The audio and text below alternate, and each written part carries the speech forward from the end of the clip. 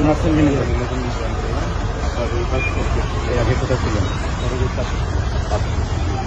আন্দোলনের সময় কোথায় ছিলেন? ছাত্রী